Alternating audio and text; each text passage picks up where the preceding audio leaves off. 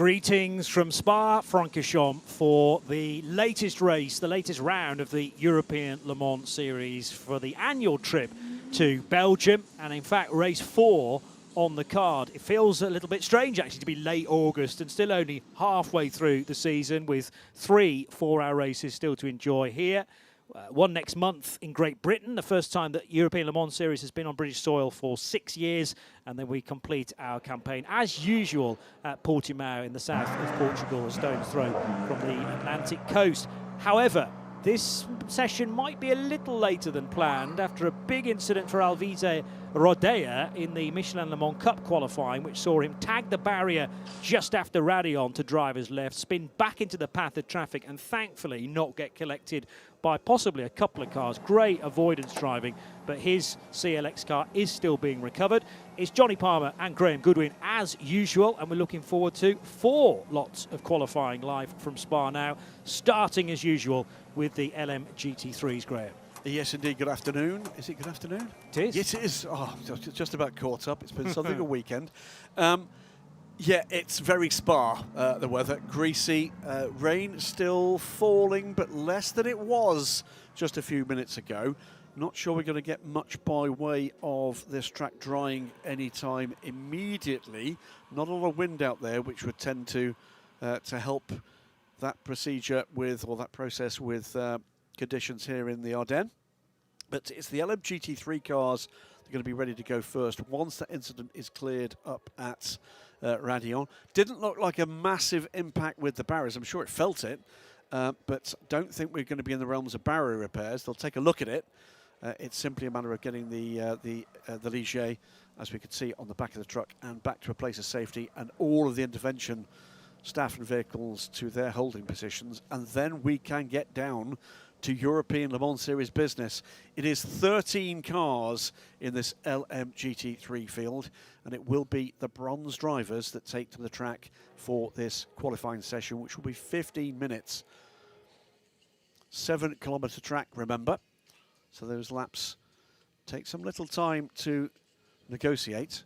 What are we going to see here? We have one significant change, by the way, in the driver order. And that is the number 60 Proton Competition Porsche, which with the withdrawal for the season, we believe, of Claudio Schiavone after injury early in the season, we'll see Antares Au, the Asia Le Mans Series reigning GT champion, took the title and with it the entry to Le Mans with Montai, but switches here to Proton and will be the bronze driver in that car and in this session.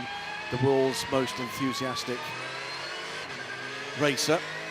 He's quite a character, is Antares. Haven't checked, by the way, how much form he's got here. So with our Johnny and I arriving early this morning after a happy event for a close colleague yesterday. Congratulations, Stephen Kilby and his lovely new wife, Carolyn. Their wedding yesterday in the UK. So I've not had much of a chance to catch up with anybody in the paddock yet. No. But we'll catch up with Antares, I'm sure, before the race tomorrow. Away we go. We're on board with Antares Au, the unmistakable soundtrack in the flat 6 Porsche. Well, Antares was in amongst the top 6 or 7 in the bronze test yesterday. Actually, Clément Matter was the standout competitor, 2:18.5. We're not going to see times anywhere close to that because the bronze test yesterday was held in dry conditions and an ambient temperature of 15, track temperature closer to 24, 25. To give you an idea, at the moment, the track temperature is down at 16.1. So conditions have changed completely in the space of less than 24 hours. But Clément Matter's Aston Martin from Racing Spirit of Le Mans, quickest in the bronze test. That's relevant because this session, as Graham's mentioned, is open only to bronze drivers. Celia Martin, not that far away though, in the Iron Dames 85 Porsche, and Andrew Gilbert completed the top 3 in GT3 times, LMGT3 times, with his 74 Kessel Racing Ferrari. The championship's led by David Perel, Duncan Cameron and Matt Griffin. Remember, there was a tweak to the Imola result, wasn't there, late on? It might have just happened as we were heading off air, but that was made more clear in the hours afterwards. So they come to Spa with a 6-point advantage over Charlie Eastwood, Hiroshi Koizumi and Rui Andrade in their Corvette, but it is a Ferrari that leads the way in the championship. Yeah, nice. We've got more variety than we've had in many years in the GT ranks in the European Le Mans Series. United Autosports here with their McLaren, multiple Ferrari 296 GT3s in the order. Proton competition with the Porsche, same the Einlinks with their Mercedes AMG, and TF Sports with their Corvette, the all-silver car. I'll think of a silver shark, that thing. And we're getting now into the quick lappery and looking for who is going to be the pace setter in what's now 12 minutes remaining of this session. Drivers will be tippy-toeing around. They've not had much running in these conditions. Experience will count. 2 poles so far, by the way, for Martin Berry in his Mercedes. But remember, Martin involved in that multiple car pile-up at Imola, which happened in the first hour and a half or so, and caused a red flag because just recovering all that amount of vehicles was tricky from an official's point of view. So good decision on the spot. It meant that the race end was pushed later into the day, so we got all of 4 hours in the end and didn't need to adopt the points scoring accordingly. Clement Matter, already mentioned his name, going fast this weekend. He's the other guy who's had a pole position at Le Castellet earlier on in the season. This is Takeshi Kimura, though, the car guy. Going quickly as well. He was quick on his out lap. He's quick on this lap as well. He's showing the purple sector from sector 1 of the first half a dozen or so who've cleared it. The 57 Kessel Racing, the entrant, car guy, the backer, and Takeshi Kimura is the car guy. His team based close to Fuji Speedway. Not the next venue for the FIA World Endurance Championship, but the next one along, and one that we always look forward to. Kota next for the WEC. And Takeshi, multiple entrant in the WEC down through the years. It's in common with a number of gentleman drivers, not able to find space in that grid in its new format, and is enjoying instead the European Le Mans Series. Now, no doubt we'll see him in the Asian Le Mans Series as well. Bumper grid building for that, by the way, Johnny. Yeah, no, it looks good for this winter. A season that spans the end of this calendar year and into the next.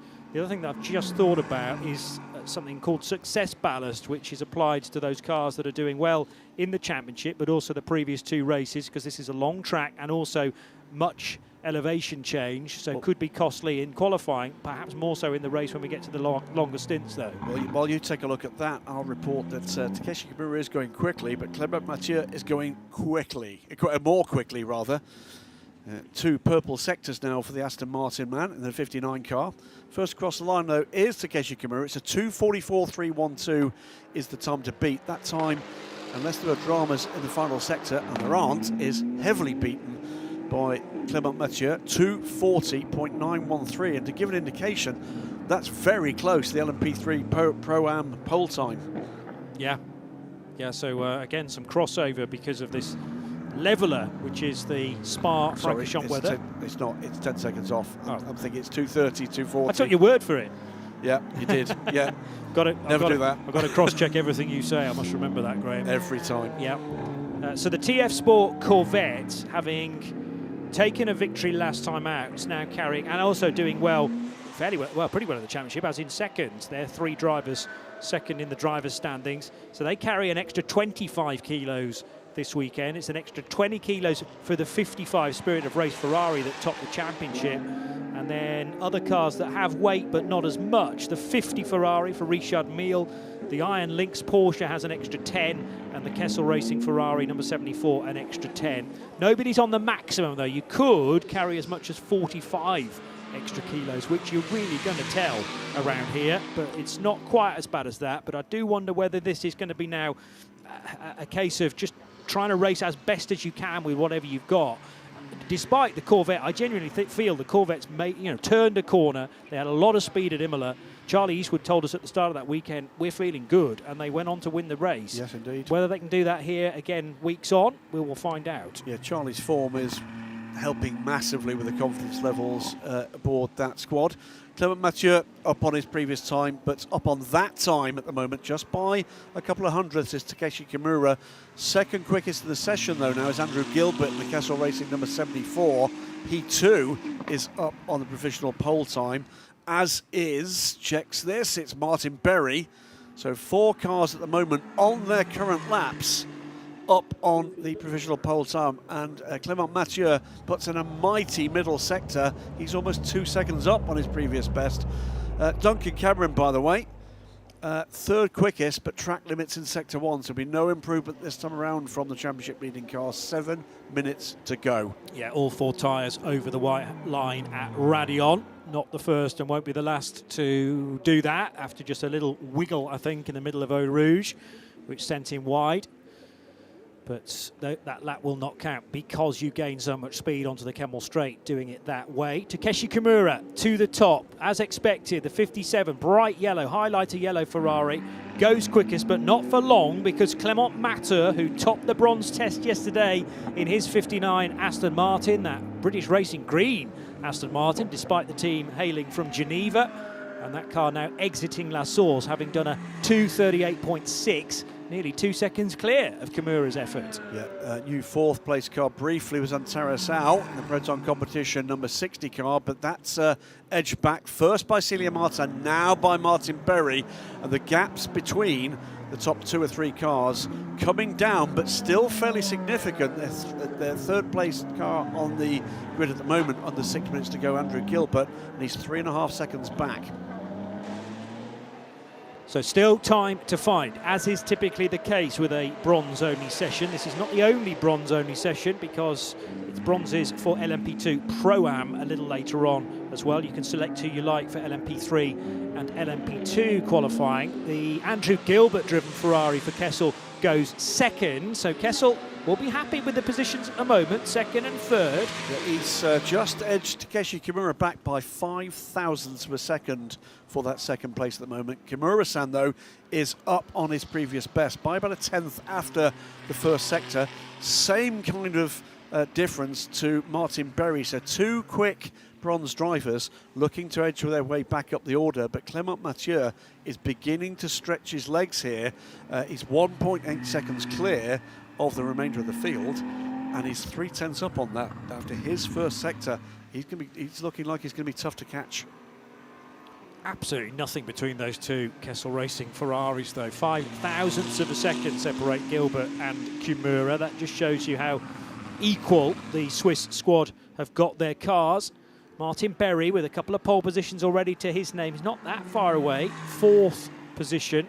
Not that far away from the 2 Ferraris ahead, but the Aston Martin's another leap on for a similarly front-engined car. And speak of the devil, Martin Berry thundering his way through Le Fagna in that silver with yellow flashes Iron Lynx Mercedes. Takeshi Kimura's had a bit of a stumble in the middle sector. He's now well off the pace for pole on this lap. So we're going to see Martin Berry close that gap. I don't think he's going to get there for provisional pole without a mighty 3rd sector, and he's not going to be in traffic, but his closing on traffic might be a problem for his next flying lap. Clement Mathieu finishes his latest lap, no improvement, so the target is still the same, that 2:38.617. Andrew Gilbert, he's not going to improve on this lap. And Antarasau improves now to 4th, but Berry is much quicker, coming through now. 5th place at the moment, gets the power in on the AMG, crosses the line, and where is this going to put him? Second, 1.4 seconds back from Martin Berry, the Australian driver racing out of Singapore. And this is, that's where the time was lost for Takeshi Kimura.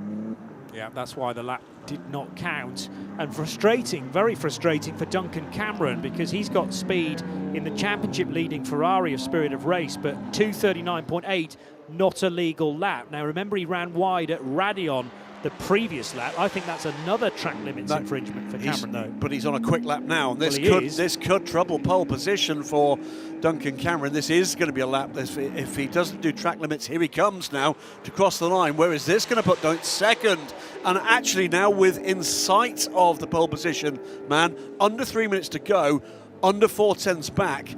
Clément Mathieu for Racing Spirit Le Mans, the 59 Aston Martin, from Duncan Cameron, the Spirit of Race, number 55 Ferrari, and 0.4 of a second the gap, with a couple of other cars also on quick laps too. This one isn't done yet. Well, Celia Martin says it's not done yet because she could clear a lot of them if she carries on this sort of speed. On course to be 0.13 of a second, so just over a tenth faster than Clément Mathieu's effort, but Clément Mathieu could in turn improve as well by about 0.4 of a second. Certain cars, and this is the beauty of balance and performance, are stronger through one sector compared to another. So that first sector, which is all about, well, I've mentioned this already today, bravery, but also a little bit of downforce that these LMGT3 cars carry, and then just straight line grunt, frankly, up the Kemmel Straight and into the braking area for Le Com. And clearly both the Aston and the Porsche of Celia Martin have that in spades. Yeah, well, Clément Mathieu is clearly listening to you on the in-car radio, because he said, nah, I'm quick there as well. He goes a second clear after 2 purple sectors. Here he comes through the bus stop to complete the lap. Takeshi Kimura is ahead of him and will not prevent any available improvements. Gets the power in, the Aston Martin lurches towards the line, grabs for it, and clears the line in a 2:37.810. That is a further second clear. Takeshi Kimura has just leapfrogged Martin Berry to get back into third position in the 57 Kessel Racing Ferrari. We're still trying to find an answer on Celia Martin, whose middle sector maybe not quite backing up the promise that the opening sector showed. Meanwhile, Antares, he goes up to fourth, looking for Martin Berry on this lap, looking for Duncan Cameron on this lap. He's on another quick one. I don't think he's quite in reach of pole position, but he was mighty in the third sector last time around. He's 0.7 off the schedule here. Celia Martin goes second, 1.1 seconds off. It's a purple third sector from Celia, and she can go again. 30 seconds to go in the session. So Porsche, huge places gained there. Also a better lap for Custodio Toledo. Mike Wainwright goes over the line to go 9th position. Andrew Gilbert to second fastest now, within 0.7 of a second of Clément Mathieu. So the 74 Kessel Racing Ferrari crosses the line to go back to the front row. But there are still cars on quick laps, so let's not count any chickens. And in fact, already a change. Duncan Cameron now to join Clément Mathieu on that front row, and he sliced the gap to less than half a second. And still has not taken the checkered flag. He will get another go if he wants it. Martin Berry, purple in the first sector. Could this be the lap? Has he got a clear track ahead of him? Not done yet. Is it going to be the second place club, or is it going to be a push to try to get by Clément Mathieu? Mathieu has not improved on his first sector.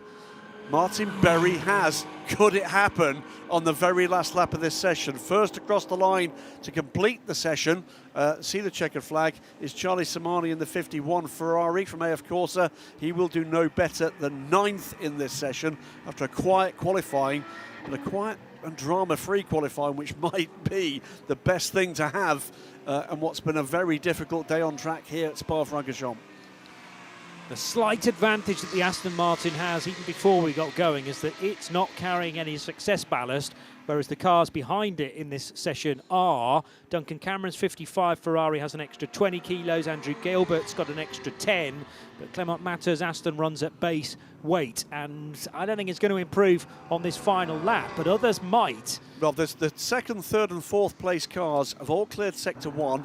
They're all up on their previous times. They're all within reach of the pole position car, and 2 of them with identical first sector times. That's Duncan Cameron and Andrew Gilbert. But with a second purple sector, Martin Berry, currently 7th in the AMG, is half a second up on the provisional pole time right now, coming into the quick final sector, and he's got a clear track ahead of him into the bus stop. Don't think he's got anybody to stumble over. It's going to be about how he can be neat and tidy, get the power down here, Johnny, and going for the line. Andrew Gilbert just ahead of him. surely he's going to overtake so many cars, and he will go to the provisional pole by 0.7 of a second. Martin Berry already has done this twice before. Could it be 3 out of 4 pole positions? Because Clément Matteur's not going to be able to respond. He's already seen the checkered flag in the racing spirit of Le Mans Aston Martin. 2 front-engine cars on the front row. Duncan Cameron yet to see the checkered flag. And Terracao up to 3rd, by the way. He gets in amongst Tremendous. this. Yeah. What about Duncan Cameron? He comes. He's the penultimate car to cross the line. What can he do about this? And he goes 2nd. So Martin Berry from Duncan Cameron. It all came on that last lap. Clément Mathieu having held the provisional pole for almost the whole session. It goes to ashes. He's not even on the front row at the end. Yeah, I mean, how quickly a session can just switch and change, and you think it's all going in your favour. And Clément Matteur really didn't do a great deal wrong there. It's a question of those around him finding a bit more speed and willing to maybe just introduce a bit more risk into the situation as well. But clearly it wasn't a front-engine, mid-engine thing, because there's Martin Berry's Mercedes with a bit of extra weight as well. So a pole sitter in Barcelona, in Imola, and now at Spa-Francorchamps. Yeah. Tremendous effort so far this season from the Australian racer. Sadly, in the championship, they are a little further back because they haven't had the results, not least that non-finish at Imola. Those 3rd, eventually, for Racing Spirit Le Mans, the number 59 Aston Martin from Clément Matteur. In 2nd place, grabbing that right at the death. Duncan Cameron carrying ballast in that Ferrari, the 55 car, though, gunning for the championship. But our pole position sitter again, the 63 car from Iron Lynx. It's Martin Berry, and he is loving his life right now. He's certainly incredibly fast on a Saturday and still relatively new to this Mercedes as well, having come from a mid-engine GT background. But yeah, loves the fact that this Mercedes, you can adjust to it almost in real time. It's a very forgiving car. 2:37.115 then for the Iron Lynx 63 Mercedes. Almost 0.6 of a second clear of Duncan Cameron's effort in his Ferrari. And then Antares Au with a really good time late on in the session to snatch 3rd position. But I thought about Clément Matteur, who, finished 3rd. Matteur's Aston Martin, having looked like he would be on the front row for 9/10 of the session. Now they're going to have to just beaver away on the strategy a little bit to work out how they can win that race from the 2nd row. It's a 4-hour race, and a reminder, by the way, it's starting an hour later than normal, because generally the races this year have started at midday, but a 1 o'clock start tomorrow. Let's get some reaction from Iron Lynx, though. Let's head to the bits. Hello everyone, I'm here down at Iron Lynx, joined by Lorcan Hannafin, co-driver of the number 63 Iron Lynx. Your partner Martin Berry just put it on pole once again for the 3rd time this season. Great start to the weekend. Yeah, exactly. I mean, it was looking, we wouldn't come to Spa without a bit of rain. Glad it's in qualifying, not in the race tomorrow. But yeah, I mean, testament to Martin and the team, working hard all weekend, getting the car on point. So yeah, really happy. You guys have been running quite well all season, but there was obviously the unfortunate incident last time out that kind of destroyed your race. Looking to bounce back from that? Yeah, for sure. I mean, we've had the 2 poles already this season, haven't finished either race. So as a result of that contact, we start 6th tomorrow, so with a 5-place grid penalty. So hopefully we can break the curse, even though we're technically on pole, even though we're not. 3rd time's a charm. Best of luck. Exactly. Cheers. Steph Wentworth chatting to Lorcan Hannafin, and he points out, yes, a very important point there. A quick car, but they're not going to be allowed to start from pole position because of that penalty that carries over from the previous race. So it's going to be a 5-place grid drop, according to Martin Berry's British teammate, Lorcan Hannafin, and that will therefore promote Duncan Cameron to pole position. On pole. Yeah. So that was well worth doing in the last knockings of that. It's going to be LMP3 next, 10 cars to take to the track. That will be 8 Ligiers, a single Duquesne and a single Ginetta is our next 15-minute session. Remember, 2 more to come after this. Plenty of on-track action, not yet seen the absolute galaxy of LMP2s between the Pro-Am and the full LMP2 class yet on track today. This is the 17 CLX Motorsports Ligier, Swiss-based team, and overseen by Nico Lapierre, merging his roles in the ownership group for this team with his role as sporting director of Alpine Endurance team in the FIA World Endurance Championship. the very, very pink M Racing Ligier. M for Muller, Ivan Muller, the team principal, usually lollipop man for this car. Can't really see from that angle. The new colours this season for W10 by Rinaldi Racing. This is the sole Duquesne in the field. Watch for the pace of young Griffin Peebles in this car. They've not had the best of luck this season, but when they've had the opportunity to stretch the legs of this machine, the young pro has shown real form. So the story of the season to this point, I mean, it has all been about the Adrian Clomanil, Paul Lancher, Theo Jensen team, because every single point on offer they have taken. 3 poles and 3 wins. Yep. And we were trying to work out at Imola how early in the season they could actually seal the championship with still 78 points available. Well, they've got 78 points. Yeah, exactly. So they are 55 points ahead. It's remarkable, isn't it? So the question is, this weekend, whether anybody can halt the progress of that car or whether it's just going to continue with the upward trajectory. So it'll be the 17 car that we will keep our eyes peeled for CLX Motorsport. CLX also performing well in the Michelin Le Mans Cup with a couple of cars there as well. Only 1 car from the team formerly known as Cool Racing in this part of the weekend. If they win, they can clinch the championship.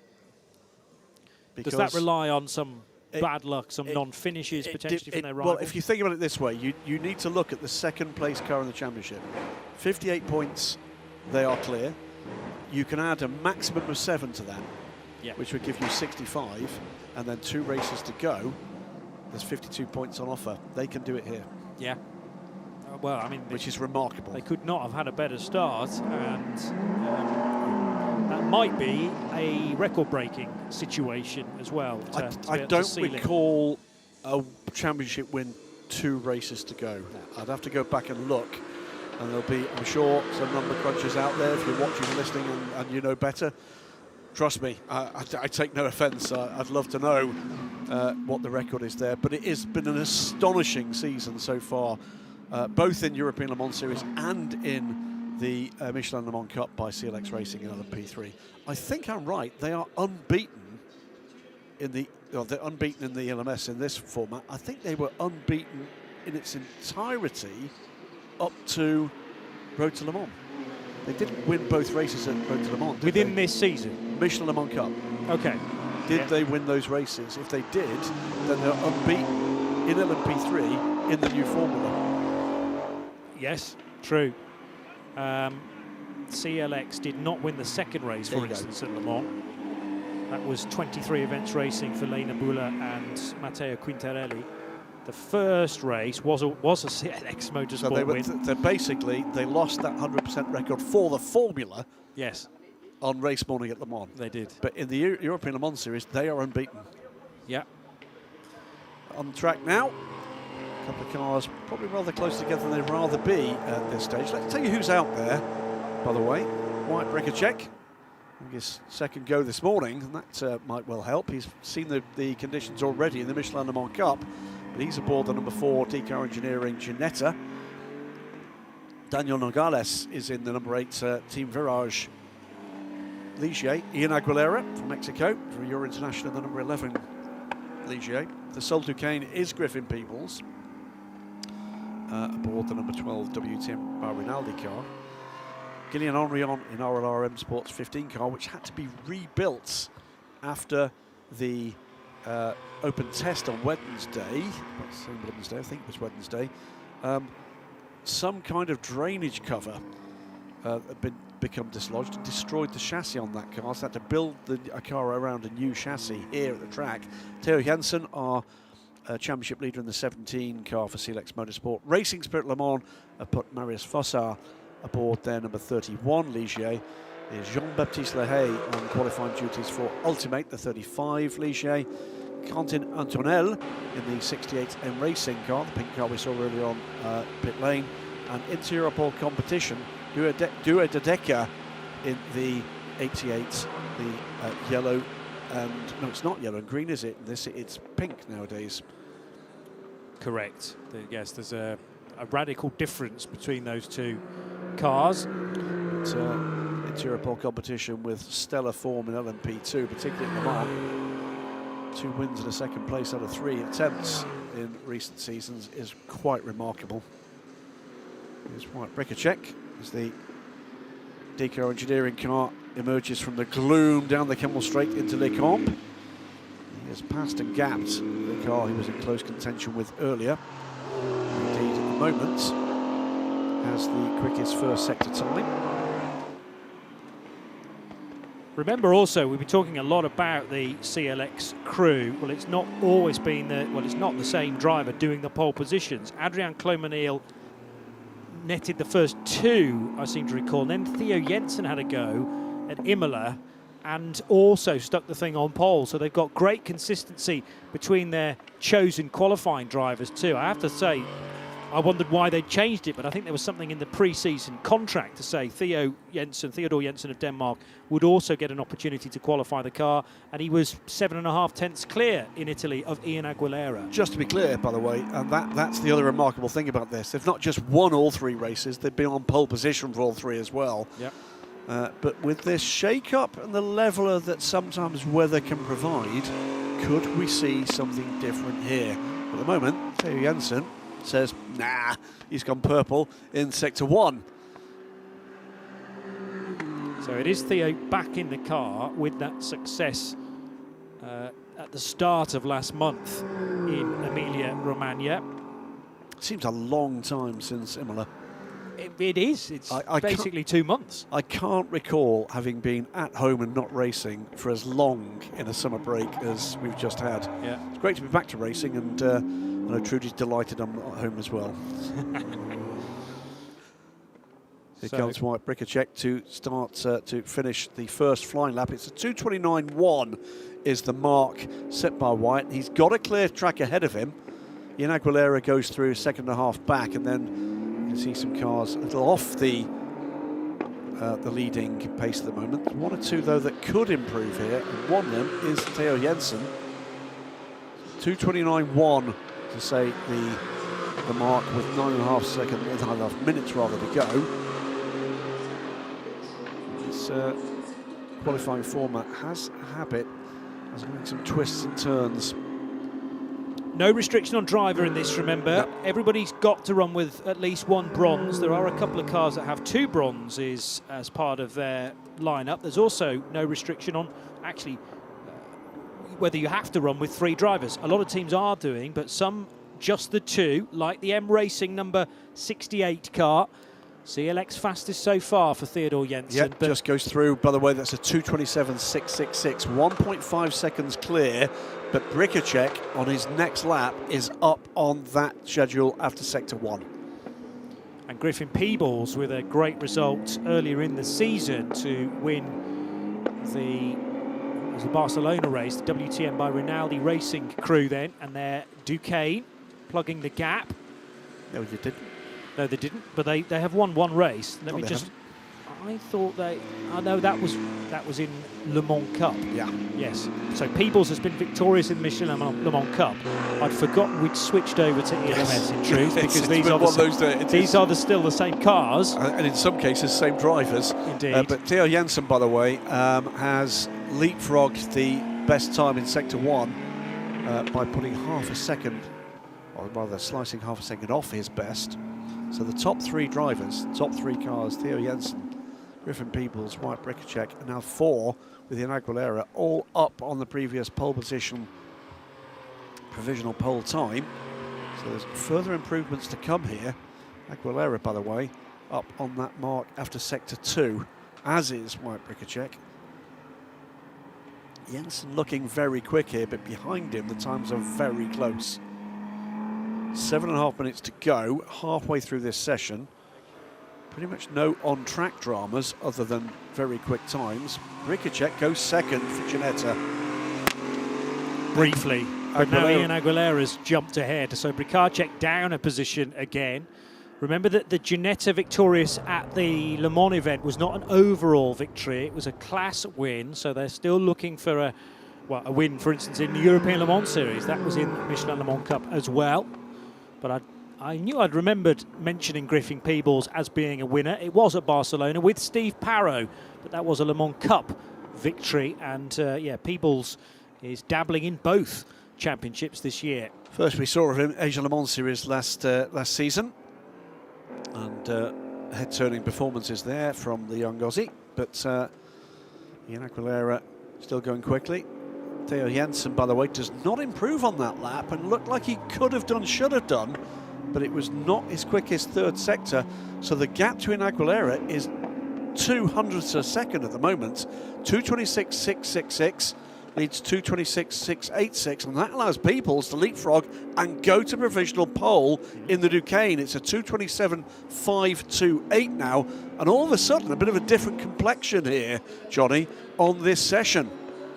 Well, there's a bit more timing screen pressure potentially on Theodor Jensen, because others in this session might be forcing the Dane to up the ante a little bit. They've had it all their own way, and I suppose there's going to be a point in the season where the pendulum starts to swing in the direction of some other teams. Ian Aguilera was not that far away from the Jensen pole at Imola, and Aguilera is now just a 1/10 and a half away from actually a Peebles time.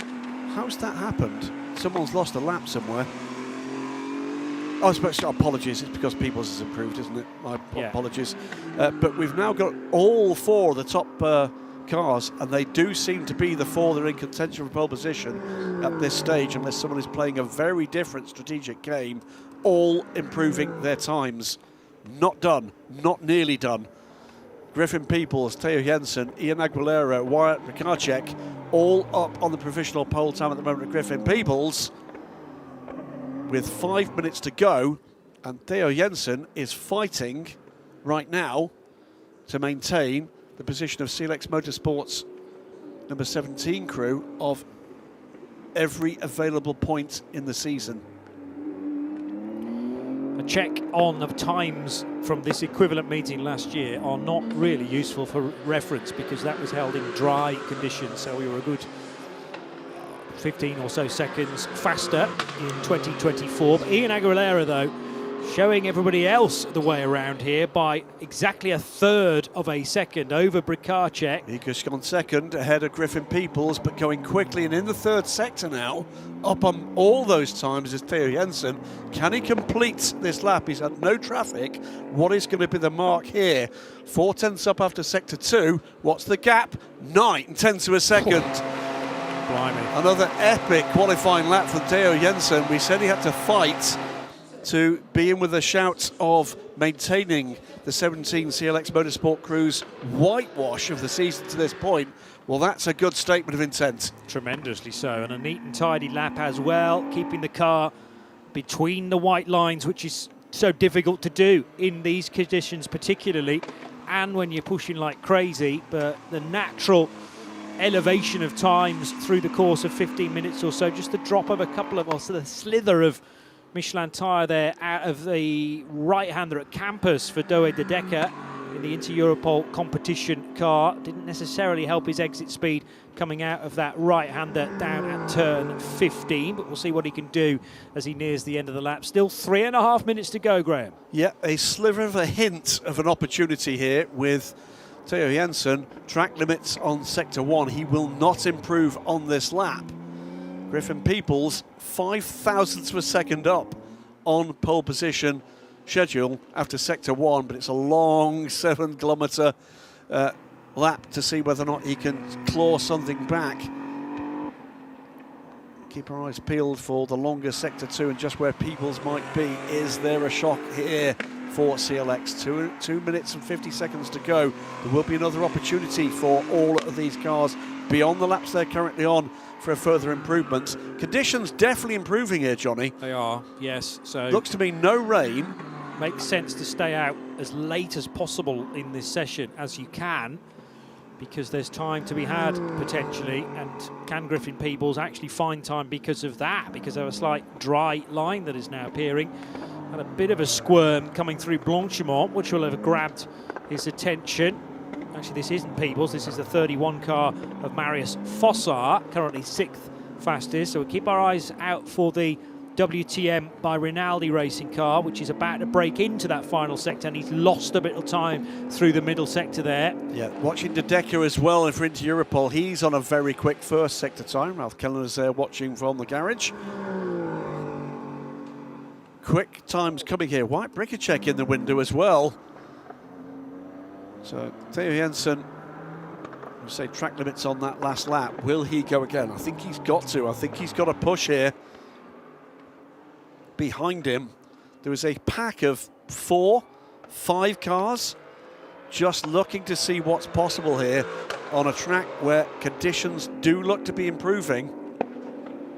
Peebles goes second. Yeah, okay. Well, that is an indication of how much speed he has potentially got. I still think we would be seeing more improvement if the track was meaningfully drying, unless the tyres now are starting to feel the heat, if you like, because the less moisture beneath the rubber means that the rubber's having to work a little bit harder and you're not getting the peak end performance out of it. Right, this is the telling time. It's the first sector time of Theo Jensen, and he is almost 3/10 up on his own best time.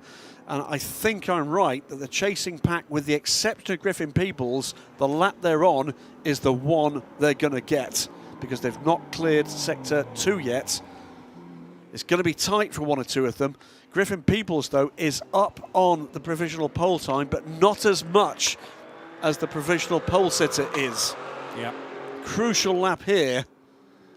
The thing is, the advantage that Jensen has in his back pocket is 3/4 of a second. Could be very meaningful indeed. Almost drifting his way there through the top of Radion was Doe De Decker. Theo Jensen down at, well, not quite down at campus. This is the previous sequence of corners. Le Fagna, the right and the left, and then the run down to the lowest part of the circuit. You then climb up through Curve Paul Frere, Blanchimont, which is one for the real brave, and get the car hustled over to the left-hand side of the track in time for the bus stop chicane. Checkered flag is being shown now, although not been shown to anybody yet. They'll all be heading through across the start-finish line to see that in the next few seconds. Not a great sector 2 from Theo Jensen. So critically now, where can Griffin Peebles be? Where can De Decker be? Peebles not quick in sector 2. This changing conditions, I think, is having an impact. So he leans on a 7.5 tenths of an advantage, but is that going to be enough? Bearing in mind, if Doe De Decker continues this speed that he's shown through sector 1, he might just have enough to jump ahead in another Ligier, the Inter-Europol competition car. Remember, he's had that squirm and moment at Radion, but he kept the car within the white lines. Looking as well at the first sector time of White Brickercheck, also in the window. But second sector times just seem to be falling away here, Johnny. Sideways again from De Decker. That's not the quickest way to go through Le Fagna. Could hear the wheels spinning up, in actual fact, from the rear. Well, CLX are going to have to sit here and watch and wait to see whether or not anybody else can trouble that time, because Theo Jensen has completed his run, seen the checkered flag. He's got 7.5 tenths to the good. His nearest contender at the moment, Griffin Peebles, has completed his run too. De Decker's way off though. De Decker's lost a whole load of time, as I said, because of that wheel spin coming through Le Fagna. So it's not going to be this pink car that will be quicker than Jensen. Watching Brickercheck's middle sector time, that's the critical one. And it's not going to be Giannetta's day either. This looks to me like pole position confirmed and a further extension of the championship lead by the CLX Motorsport squad in the hands today of Theo Jensen. I don't think there's improvement available here for anybody. Brickercheck had a moment coming through the Jackie X left-hander at turn 9. Further improvement and form here, though, for this Giannetta. I was talking to Mike Simpson at Giannetta in the aftermath of that class win at Le Mans, and the phone has started to ring.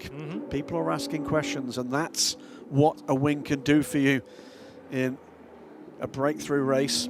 Good to see improving form from this car, and it is going to be a 4th consecutive European Le Mans Series pole position for this number 17 squad, and another point added to what is a mountainous task for everybody else to clear. 79 points now to the 17 car, and their nearest contender is on 33. It's remarkable.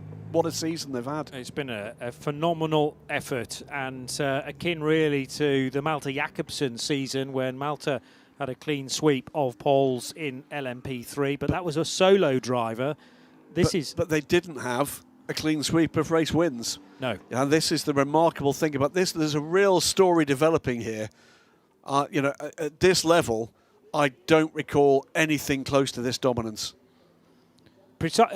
Also, particularly because they can put not quite who they like in the car, but they can chop and change between silver drivers and still have that level of performance. And look at the gap. Yeah, 0.7, or almost 3/4 of a second for Theo Jensen. So Jensen's fastest. He gets another point added to the trio of Clomanil, Lancher and himself. WTM by Rinaldi Racing will be on the front row, but to head to Steph Wentworth to get reaction now. I'm joined now by Adrian Close-Manil, driver of the number 17 CLX Motorsport. It's 78 out of 78 points so far in the season for you guys, and 4 out of 4 poles so far. It's a great start to the second half of the season. Yeah, of course, it's a great start. We are good for the championship, and Theo did a great job on this difficult qualifying, so we're looking good for the race. We've seen you qualify the car twice. We've seen Theodore qualify the car twice. Will we be seeing you later on in the season for the last couple of races back in qualifying? Yeah, normally yes, if the condition is okay, because on the rain Theo is very quick, so let's see. And there is the possibility you guys can clinch the championship this weekend. Is that what the hope is? Yeah, I think if we win, we can claim, but the goal is to finish, get some point, and yeah. Best of luck. Thank you. Thank you. It's going to be one of the storylines of the day tomorrow, isn't it? This remarkable run of form can continue. Green flag, by the way, for the LMP2 Pro Am session. It's going to be 8 of the Oricas with the bronze drivers aboard these cars. The other thing that interview serves as a reminder for me is, though, that, you know, Adrian, we've just heard from, he's 18. Yeah. Theodor Jensen, he's 19. And yet, well, they can speak like that for a point, not in their first language, but they are ridiculously fast. These are guys normally to be found in single-seater racing in the future of that type of motor racing, but they come now to prototype. This is what LMP3 has done, okay? Yeah. People focus a lot on the fact that it's been an entry level for teams and for drivers, but what it's done is it's opened the door to young professional drivers who maybe have not got a massive budget to show what they can do, and look at the talent it's produced. We've got Malte Jakobsen, you know, out there in hypercars. We've had the likes of Job van Uter through there as well, and others, and there will be more. And very clearly, we've got a very deep talent pool indeed that are going to be making their way up through and into the European Le Mans Series and beyond. And that is a fantastic part of what has been a very successful era for sports car racing globally. LMP2 Pro-Am is next, again with 15 minutes, of which we've already had 90 seconds. It is, again, a bronze-only qualifying session, but a championship led by Dane Cameron, Louis Delatraz, and the bronze in that trio, PJ Hyatt. So he will be qualifying the 99 car, the AO by TF Spike the Dragon, and the engine you hear in the background is precisely PJ Hyatt's. Indeed, and what a run of form PJ has had in LMP2. Here, Le Mans, in the IMSA WeatherTech Sports Car Championship, he's suddenly found just that thing in everybody's brain that unlocks something special. At the moment, he is loving life. And you've got to say, will come into this session as one of, if not the favourite for pole position. The one balancing factor is PJ will not have done much qualifying in these kind of conditions. True, but he knows this track pretty well, even though he's American. He will have travelled to it a number of times to experience the idiosyncrasies of Spa-Francorchamps. One pole position to his name already at Le Castellet, but the other guys up against to fight for poles, amongst others, actually, Giorgio Roda with 2, but Rodrigo Sales, Matthias Besch's teammate, could be on course for a pole. Crichton Lendudis is getting faster and faster. He is indeed. I mean, you know, Georgios Kolovos has had a rich vein of getting in amongst them as well. One change to mention, by the way, John Fowle. Welcome back, John. He's aboard the 27 Nielsen racing car. And Tony Wells, if you're listening in and watching it at home, all the best for what we know is going on in the background for you, your family, and those that are close to you. We will see you back as soon as you feel it's all where it needs to be. Your racing family's waiting to welcome you back, mate. Cracking on though with this session, under 12 minutes to go. And yeah, everybody just batting away for track position here. So, you know, what do you do here? Do you look for clear air? Do you look for the toe? Bit of jeopardy here as well. Well, there is, and there's a constantly changing circuit as well. As in, I'm not convinced it's raining anymore, although there's still some spray, there's still some moisture around on the track surface, so there's the need to use windscreen wipers. But I just wonder whether there's the opening elements of a dry line appearing, certainly 2 wheel tracks, if nothing else, rather than the full width of a car. The exit of Bruxelles showing a bit more grip than it has done in this segment of the day for qualifying for all of the ELMS categories. So we've already seen Martin Berry take pole position in LMGT3, a 3rd pole of the season for the Australian in his Mercedes from Iron Lynx. Well done again to Theodor Jensen, who makes it back-to-back pole positions for him personally, but 4 on the trot now for the CLX gang in LMP3 with their number 17 car. And the next of 4 qualifying sessions in total. This is the 3rd of them, and we're back to bronze only. So the drivers are automatically selected. Remember, you can't have 2 platinums joining a bronze in tomorrow's race. It's a maximum of 1 platinum, 1 gold, and then the essential bronze driver. You could run with 2 golds, and plenty of teams are doing that as well. So this is the final moments of the outlap, and yeah, a bit of jockeying for position to find out precisely where the best place to run is. But again, I was just about to say it's looking drier on the exit of the bus stop chicane, but that was before Giorgio Roda had a wiggle as he applied the throttle. And this is being able to judge through the performance of the car, through your backside basically, how much grip is beneath you. And now, it's not exactly out and out risk, but there is an element of launching your way into the unknown now, particularly the downhill run into Eau Rouge Raidillon and hoping the car will stick. Well, will we get a dry line in this session? Well, no rain, but we have got cloud cover. Not a lot of breeze out there either, but we could see something very different by the time we get to the LMP2 session. We've had a spin for Rodrigo Sales, by the way, at turn 1. Might well affect the next lap for the next car through. That's Giorgio Roda, and off as well for Francois Perraudot, but keeps the footing.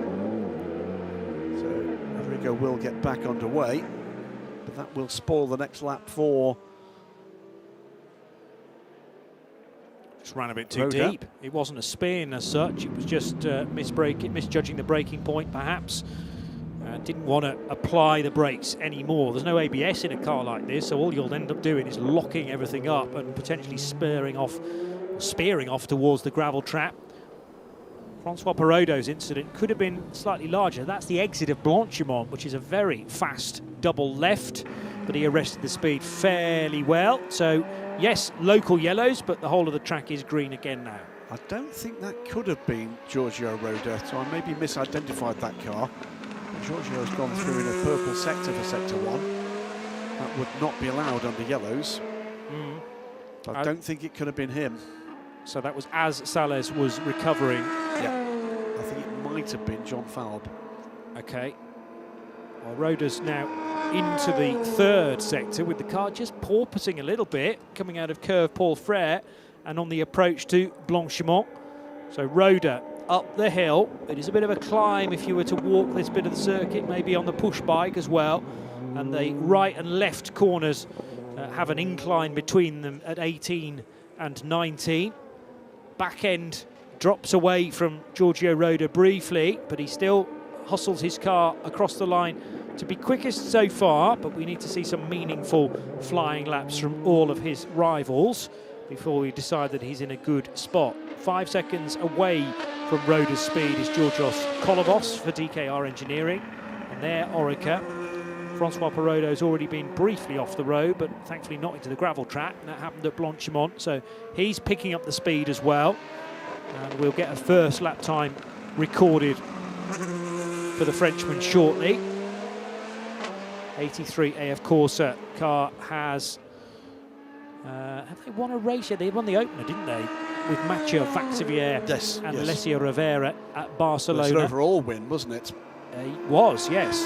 Well remembered. So it's not the first time that an LMP2 Pro-Am car has won an ELMS race outright. But I think only the second time it's happened, after Racing Team Turkey did it a couple of years ago. Didn't they have a couple of wins? No, because that was the race that Louis Delatraz was on the cusp of winning at Le Castellet, but the tyre was letting him go, and he lost places to, I think, third overall. Giorgio Roda, 2:21.391, 5 seconds up as they get up to speed here, deep into the second half of this session. He's up on his previous time, but being tracked at that pace by the man who is currently 4th on timing and scoring. That's PJ Hyatt. So this is going to be an interesting duel. I think the worry for Giorgio Roda as we get deeper into this season is Giorgio, we know, has got just stellar single lap pace, but PJ Hyatt's improving. It's been really interesting to watch kind of all 4 drivers who are occupying, well, Sales as well, in actual fact, and now John Falb's back. We're going to be interested to see what he can offer in tomorrow's race too. There's so much strength in depth in just the bronze races in LMP2 Pro-Am. It's not a great... What's going on in that second sector? When you compare what everyone's second sector to Giorgio Roda's effort, perhaps, well, I compare including Giorgio Roda's second sector. And Roda, okay. They're way off. I just wonder whether the track is too dry now for wet weather tyres. Well, it's too late to change. Which is what they've surely all started on. But I did say at the start of it, I don't think it's raining anymore, and there is a definite dry line appearing. Now that's not really felt on a wet weather tyre down a long straight, as is the Kemmel. But when you're trying to rotate the car through the twisty technical stuff, there's very little actually traction out there rather than grip. PJ Hyatt goes second, but he's 1.7 seconds off, and all the time has been bled in that second sector. And when I say time bled, I'm talking a second and a half. Yeah. It's not, and they're all doing it, so you may well be right here. The danger is that, you're on a drying track but a wet weather tyre, and the wet weather tyre just starts to overwork, get overworked with the blocks moving around. Well, Roda has just gone through the first sector almost a full second quicker than he has before. PJ Hyatt just a couple of tenths off that. Nothing wrong in sector 1. No. It's the sector 2 times that are really quite bizarre. Well, that also could be down to the positions of the standing water, if it's in the incorrect positions, if it's on the racing line, which typically it is. On cambered corners, the water runs to the inside of the circuit, and it means you've got to take almost a karting line to find the grip. Well, we'll see it this lap, because if they've found there's a problem there, they'll adjust for that. Yeah. And whilst there will still be a loss in time, it won't be the chunk that we've seen. This is Giorgio Roda. He's currently 1.7 seconds clear of PJ Hyatt. His best time, a 2:21.391 to a 2:23, just shy of a 2:23.1 for PJ. This time, he's up in the second sector, so whatever it was isn't a problem anymore. What can Hyatt do? So he's Roda 1.5 seconds up after 2 sectors on his own time, 3 minutes to go. What about PJ Hyatt? Bizarrely, Georgios Kolovos in the same sector has done exactly what the other 2 did on the previous lap. I think they're adjusting for something out there. Well, if they are all on wet weather tyres, actually they're going to be hunting out the damper parts of the circuit to try and cool off the treaded Goodyears. It's 2:19.636 for Giorgio Roda, 2.5 minutes to go. Now 3.5 seconds clear of PJ Hyatt, who crosses the line now, 1.6 seconds. It's pretty much, it's 2:21.281, pretty much the same gap as there was before. So their relative pace is pretty much even Stevens, but it was 3 purple sectors there for Giorgio Roda. And this time it's almost an identical first sector time. If there's a chance for Hyatt, it's now or never. Hyatt trails Giorgio Roda's time by 1.6 seconds. It's 1.9 seconds between Hyatt's effort and Georgios Kolovos. That's a good effort from Georgios Kolovos. He's the least experienced, and Hyatt is up on sector 1. John Falb's just gone 4th, by the way, for Nielsen Racing, but now the DKR engineering car goes through the gravel. That is Kolovos, who we've been talking about. Yeah, and that's going to mean this final lap of his is not going to count. No Track improvement limits. there, so he's effectively a sitting target for anybody behind him. But is anybody able to take advantage of that? Waiting for Giorgio Roda to clear sector 2 to see what he can do to fend off the efforts of PJ Hyatt. But this drying track, but is it drying evenly? As we said, there's no real wind out there.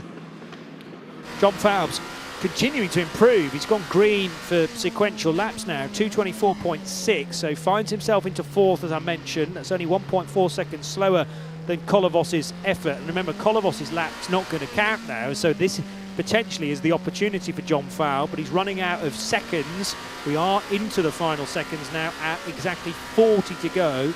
But if you cross the line before those 40 seconds are up, you can squeeze an extra lap out of the session. 4/10 off his best after sector 2 for Giorgio Roda, and it's a big gap to that now, because it's a second and a half off for PJ Hyatt. Looks to me, with 24 seconds to go, as if that is all about. As he crosses the line, there's no improvement, but it is another purple third sector. 2:19.636 with Giorgio Roda is, I think, going to be enough to get it done here. Daniel Schneider going green through the first sector, as does Francois Perrodo. Traffic, though, for That's PJ why. Hyatt. Yeah, so he's not going to go quicker than his second fastest time. There is no improvement for the American. Georgios Kolovos, we knew his final lap wasn't going to count because of that run through the gravel trap out of La Source, and in fact Kolovos rejoining the track right in front of the AO by TF number 99. John Falb has not had a great sector 2, and the pace he picked up in sector 1 has not been translated into being able to threaten in sector 2. Possible opportunity for 3rd place on this grid for him, but I don't think it's going to come his way unless something stellar is produced in this final sector. Schneider does improve his own time, but he's going to stay in 6th place for United Autosports. I fancy the same, really, for Francois Perrodo and Rodrigo Sales. Crichton Lentudis crosses the line with a 2:27.2. No improvement from Falb, he stays 4th.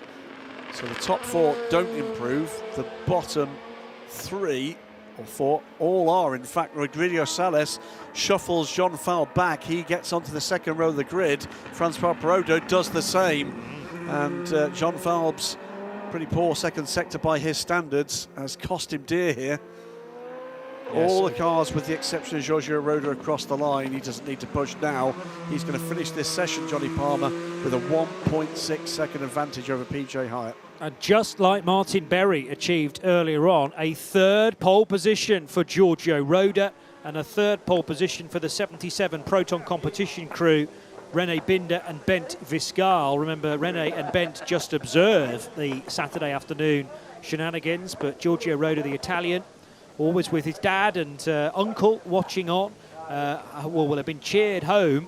And again, Giorgio Roda, great form in qualifying in 2024, but they couldn't very often back it up with the race results that this car arguably deserved. So they're looking to try and switch that in 2025 and come here only trailing the championship leaders by 4 points, much more in the championship hunt in this season. If you're with us, stick with us. That's not the end of this. Another session still to come, of course. This is LMP2 Pro-Am we're seeing come back onto pit lane, but we've still got the LMP2 class to come. More LMP2 action for another 15-minute session, and this is where we see the top pros, and that, on the track with the track conditions we've got right now, could be pretty spectacular. Georgios Kolovos finishing third in LMP2 Pro-Am qualifying then. Second place going to American racer PJ Hyatt, who tops the championship points at this half-distance marker with Louis Delatraz and Dane Cameron after their win last time out at Imola. They also got a second place at Le Castellet in May. But the qualification specialist is, for a second season running, Giorgio Roda, and he's done it for a third time of asking. Yes, he says, done it again, tapping the top of the car. And a chance now to grab a word with one of his teammates, with Steph. I am joined by René Binder, driver of the number 77 Proton competition. Now, of course, as this is LMP2 Pro-Am, we never get to see you in the car for qualifying, but it's always in safe hands with Giorgio Roda, isn't it? Yeah, really. Another pole. So he did really well in the wet condition. So we didn't expect it today to be wet, honestly. But I think the car was really good. We had a strong car all over weekend, and I think he did really well on this fast track, and the best starting position for tomorrow's race. Of course, we are starting the second half of the season as well. What are your expectations going into the back end? Yeah, I mean, the championship is really tight this year, so you have 5 cars actually fighting for the title, I think, at least, and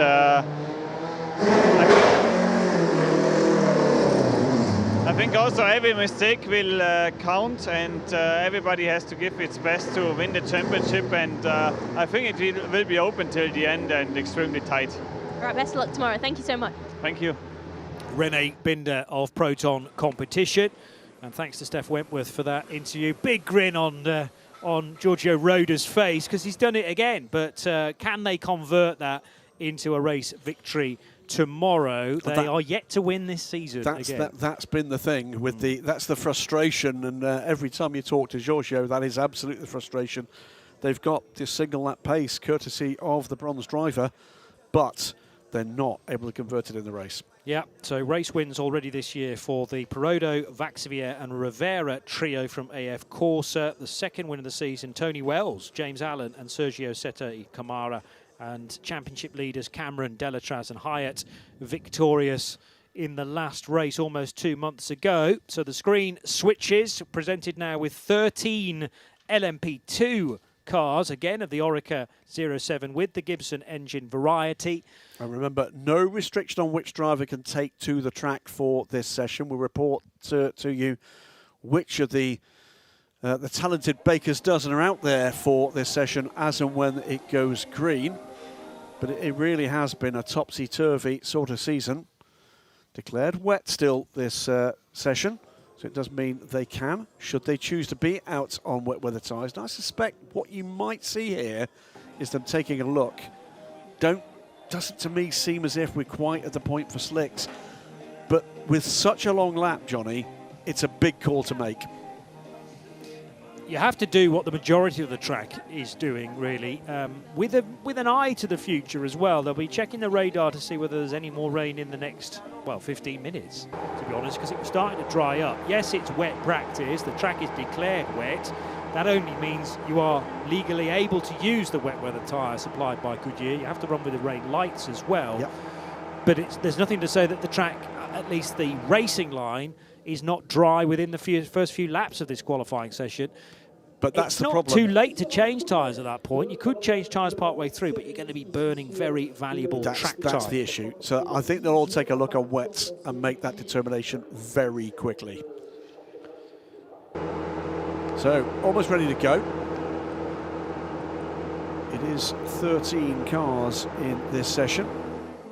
As I said, we've seen some stellar performances. First 2 races went in the class to the Genesis Magma Racing backed their trajectory program, effective their development program with EDEX Sports.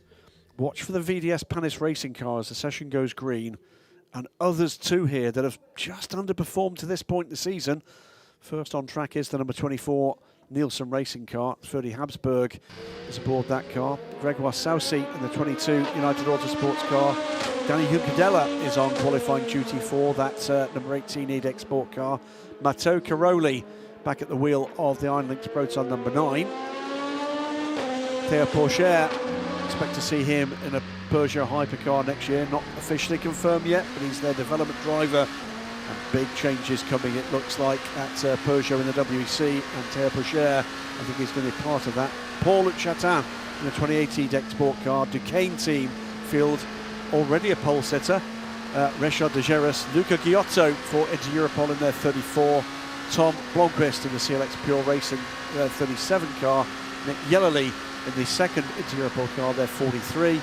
Enzo Fittipaldi in the second CLX car, their 47. And it's Charles Malaysi, the Alpine factory driver, in the 48 VDS Panis car. The only car not so far on track, and I think we've seen this in other sessions, just looking for racing room, is Vlad Lomko. Clears the timing being right now at pit exit, and he's on track now for the Vector Sport number 10 car. Championship leaders are VDS Panis Racing, the 48 car of Ollie Gray, Esteban Masson and Charles Malaysi. They top the championship points as the 34 car has a brief off-track moment, by the way, into Europol competition, which is going to be qualified by Luca Giotto.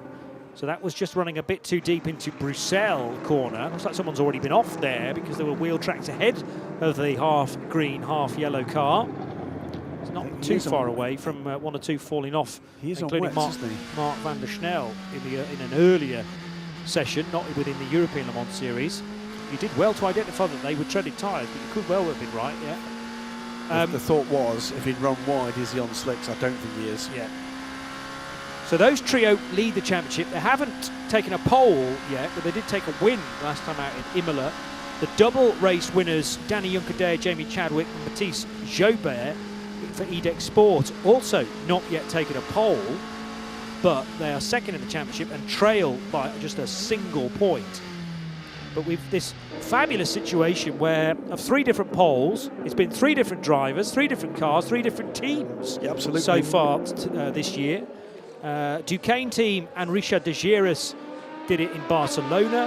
We then had Nick Yellerly with the first ever outright pole for Inter-Europol competition with their 43 car at Le Castellet, and Lorenzo Fluxer, and that's the first ever ELMS pole, I should say, and then Lorenzo Fluxer, Matthias Kaiser, but the guy who did the time, Théo Pourchaire, for Algarve Pro Racing last time out. Just keeping an eye on the lines we're seeing of the cars as they clear the line in front of us for their first flying lap. And why am I doing that? There's a little bit of standing water here, and they're all going for it, which means they're all on wets. The one to watch who's slightly off this train is that number 10 car. I'm not seeing. There was a turn in, there was an attempted turn in then, and the car kind of refused and said, you'll need to have another go at getting the car pitched to the correct angle at Bruxelles. So forever fighting the car, so many of these drivers. There's not what I would call a dry line. There might be a drying line at various parts here, but we're not there yet. Here comes the number 10 car. Now that car did not come close to the pit wall. Keep an eye on that. Because if they are doing, they're seeking out the wet, and therefore are on wet weather tyres trying to cool them off. Was that Pourchaire or was that the other Algarve? That was the 25 car, Théo Pourchaire. Yep. The 20 car is a Pro-Am car. It's fine, so he's not in this session. So that's easier in my head to work out. Well, Théo Pourchaire plugged back in again. He hasn't always qualified the car this year. One other quick thing before it leaves my always too busy brain. You're talking a little earlier about the EDEC Sport car, the 18 car, the Genesis Magma Racing back car. All 3 drivers in that car, Mathis Jobert, Jamie Chadwick and Danny Juncadella, variety of experiences, but until this season, where they won both 2 races, one in class and one overall, none had driven an LMP2 car competitively. Remarkable start to their season.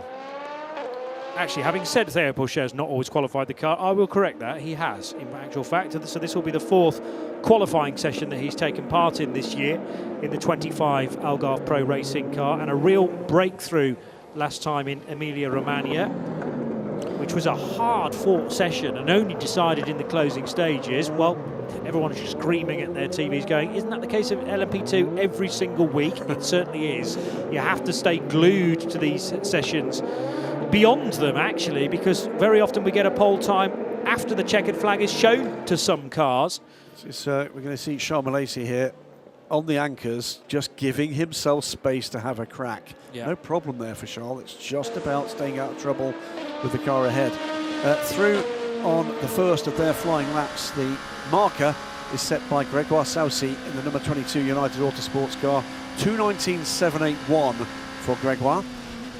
Freddie Habsburg and others up on that time, so we will see improvements from that, but that's an indication of where things stand. And Maldonado watches on from the United Autosports garage. This team busy with all sorts of programs, LMGT3 and LMP2, of course, both here and in the United States, and of course beginning to ramp up now for their involvement with the McLaren hypercar program, which joins the FIA World Endurance Championship not next year but the year after, but there will be plenty of testing and development duties coming their way, as well as their historic racing endeavours. The Silverstone Festival this weekend, I'm sure they've got people on site, a variety of wonderfulness involved in that. So Manuel Maldonado willing his teammate Gregoire Saucy on. They have yet to finish in the top 5 of any race so far this year, the number 22 United Autosports car, despite having speed on a Saturday on a few occasions in 2025.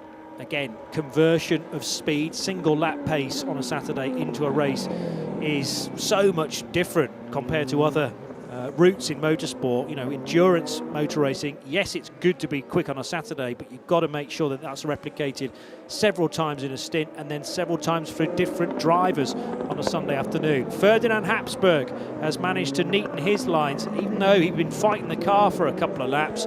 Maybe the grip's starting to come towards him now, and the Austrian racer goes 1.1 seconds clear of the early pace setter Gregoire Saucy. Matteo Cairoli going even faster than that, 0.7 of a second now for Iron Link's Proton in this yellow and black Oreca 07 car number 9. Yeah, Cairoli putting his business card on the table and going beat that. Charles Malaysia goes second, just under 4/10 off Cairoli's time, and VDS Panis number 48, 7 minutes to go. It is Cairoli, Malaysia, Habsburg, Blomqvist up into 4th place now for CLX Pure Racing before we get to United Autosports Gregoire Saucy, who's didn't improve on that last lap with track limits, but has just gone purple in the first sector, so pace to come as well from the 22. This one is up in the air, Johnny. Very small gaps between a lot of cars, 0.3 of a second, 0.4 of a second here and there, but some huge names in the shake-up, including potentially Charles Malaysia to take the first pole position of the year for car 48, even though they lead the championship, but only by a single point. And it's often the case in LMP2 where we see times come from nowhere. You do as well if you're watching online with live timing and scoring to keep an eye on the names and the cars at the bottom of the timing screen. Danny Juncadella is there.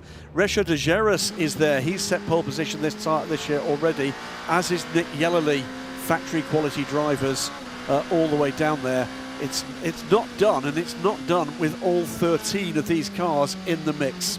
Tom Blomqvist just had a massive squirm at Radion, which means the car left the track limits, and therefore this lap will not count. But the bigger concern was making sure he kept roughly on the straight and narrow and wasn't going to head towards the tyre wall over to his right. He's carried on, still 4th position for the legal lap that he's posted in car 37. 8 of the 13 cars on track, where they currently are on track, are up on the provisional pole time. And first to actually make the move, Freddie Habsburg goes quickest with a 2:17.298. Matteo Cairoli, though, is up on that time. Gregoire Saucy goes to the top, 28 thousandths of a second clear, a 2:17.270. Where's Cairoli? He crosses the line. He goes top, 2:16.841. That's a decisive difference now. 5 minutes to go. He's 4/10 up. Paul-Luc Chatin, though, closes that gap, goes second for Edek Sport in the 28 car. Whilst all this excitement's kicking off at the sharp end of the times, we haven't yet seen a single legal time from the pole sitter at Le Castellet. Nick Yellerly has a blank next to his name in car 43. He's improving on this lap, and I think you're going to see him come through. You do now, but it's no better than 6th. More to come then from Nick, I'm sure. Cairoli, Chatin, Saucy, Habsburg, Three of those four have led this session. Malaysia has been second, he's now fifth. Yellowly goes into sixth place from the bottom of the timing and scoring order for the first time. Danny Juncadella is there. All of those separated by 1.1 seconds. And all of them, bar one, and that's Nick Yellowly, are improving on the provisional pole time on the laps they're now on. 4 minutes to go. For the first time today, sun starting to glint off some of the race cars, including Matteo Cairoli's bright yellow Iron Lynx Proton car. So at Le Combe, that looked glorious, swinging right, left and right again to then head down towards Bruxelles. Fastest car out there, 3.5 tenths of a second clear of Paul-Luc Chatin's E-Deck Sport car. 22 driven by Grégoire Saucé. So this is a change. Normally Ben Hanley's given qualification duties, but the Swiss now getting a crack at the whip, and third fastest, but has topped this session on 2 separate occasions. Looking, by the way, that Vector Sport car down in 13th and 3 seconds off. I do wonder if that's on slicks. Maybe, yeah. Well, with it, if you're watching every other car going out on the wets, why not just roll the dice, because it might work out for you. And some might argue in a 4-hour race, if you don't start on the front row, then that's not a huge problem anyway. You can recover the situation. Habsburg finishes the lap, he improves, it's a 2:16.310. Provisional pole, 3 minutes to go. Grégoire Saucé goes second, but Cairoli leapfrogs both of them. It's now a 2:15.884. It's another 4 tenths of a second gap, and Matteo Cairoli is in a bit of a rhythm here. You want to go quicker? Oh, you want to go quicker? I'll go quicker still. 2.5 minutes to go. Pourchaire over the line. He certainly improves his personal best time, but still in 6th spot. So Cairoli fastest by 4 and a bit tenths over Ferdy Habsburg for Nielsen Racing. Saucé and Juncadella united an E-Deck on the second row, and then the second of the E-Deck Sport cars, Paul-Luc Chatin, who was second about 2 minutes ago, it feels like, has now dropped to what is 6th place, because Enzo Fittipaldi's just gone through in the 47 CLX Motorsport Oreca to net 5th place. Just over 2 more minutes left. How much more grip is out there? How are the wet weather tyres performing over this session with a drying track? Luca Giotto under investigation for an unsafe rejoin for the Inter-Europol car. We'll look at that at some point later. Richard de Geras is getting up to speed. We saw this, didn't we, when he set pole position? The opening race of the year, I think, in Barcelona. Came from absolutely nowhere at the death of the session, and he's on a charge at the moment again. Cairoli leads the session, but up on his time are Ferdy Habsburg after Sector 1, Nick Yellowly after Sector 1, he currently sits 9th, and Richard de Geras, who sits 11th. Habsburg maintains an advantage, but a much slimmer one after Sector 2. He's on track to just snatch pole position, or certainly snatch at it. Both CLX Motorsport cars now have had heart-in-mouth moments at the top of Radion, heading towards the, well, not the tyre wall to driver's right, but squirming, if anything, to the Armco to driver's left, but neatly controlled, first of all by Tom Blomqvist, and then by the sister car of Enzo Fittipaldi. So now Fittipaldi's lap, this current one, is not going to count. Yeah, into the final minute of the session, remember. Session ends when the cars that have cleared the line see the checkered flag. It's not the laps they're currently on necessarily. Habsburg 3.5 tenths up on Matteo Cairoli now. So Ferdinand Habsburg to the top of timing and scoring, from Cairoli, from Saucé, from Juncadella, from Chatin, from Pourchaire. Malaysia shuffles Pourchaire back a position. De Geras moves up another position, but he's still only in 8th place. There's more to come there. Nick Yellowly is looking quick. He's down in 10th place at the moment, though. Straight lining Radion completely was Danny Juncadella. There's a big patch of rain, of water, I should say, at the top of the hill, which could have steered the car to the left and towards the base of that huge grandstand. The checkered flag's out. Saucé and Juncadella will not improve their final laps, and they've done track limits Sector 1 on both of them. So this was Juncadella straight lining Radion, yeah. And as I say, thankfully he kept it out of the puddles over to his left. but too much curb at the base of Eau Rouge, and the car just could not grip then through the next sequence of corners. This looks like it might be a fight to the finish line between Ferdy Habsburg up on his best time. He's already on provisional pole, and Richard de Geris up on the pole time at the moment, as is Nick Yellerly, and off into the gravel for the 30 car. So de Geris has thrown that away, I'm afraid, and that's going to cramp the style of anybody who's behind him on track. Habsburg's already through that bit though, so he'll be all right. This was all on his own, Richard de Geris, pole sitter in Barcelona, but he's going to not finish this session. I can't see that he's going to be able to drive out that gravel now. Just looking, I think Nick Yellerly was behind him on track as well. And now Juncadella is going to have to take to the escape road. This was a few moments ago at Le Com corner, and swing left and right through the tyre wall. Cairoli from nowhere is right there. This is going to be between Habsburg and Cairoli. Habsburg completes his lap, completes his session. It's an improvement. He's 9/10 up, but Cairoli's in the window here, 10th off after the second sector. Could he snatch this at the end? Oh, almost, but not quite. He got to within 0.2 of a second of it, but that's the reason why the session is continuing with the local yellow at Bruxelles, because there were certain cars that had gone through the yellow flag affected area after Richard de Geris had his moment. Pourchaire. There was a late one there, yeah, Pourchaire up to third fastest. So Pourchaire... No, Malaysia gets it in third. So Pourchaire did get it, and then Malaysia even faster. So Sose, who started as we began that sentence, he was third. Now he's dropped a full row back to fifth because of the championship leader, Charles Malaysia, who'll start from the inside of the second row. But nobody going to stop Ferdinand Habsburg. And a first pole of the year for Nielsen Racing. So that's a fourth different team. Wow. And a fourth different car on the pole in ELMS LMP2. I think we'll hear from Nick Yellerly that he did lose out there. He was stuck behind de Geris. When de Geris went off, Yellerly was on a flyer but could not improve because of the yellow flag zone. Yeah. So pretty much everybody else did get through. Nick Yellerly did not. So it is going to be Nielsen Racing with Ferdy Habsburg taking pole position at Spa-Francorchamps. That's some result for them. And Richard de Geris, rather red-faced, still sitting in that gravel trap at the old Rivage, the currently named Bruxelles corner, in the sunshine now, but that will not bolster his spirits at all. This fabulous sporting venue, which has its own microclimate, as we've said, and others have said many, many times through the years. A drying track is always fascinating in a qualifying session when cars are on wet weather tyres. The majority of them were on wet weather tyres at the start, and still being able to glean performance from effectively overheating tyres that are not designed to run on a drying line.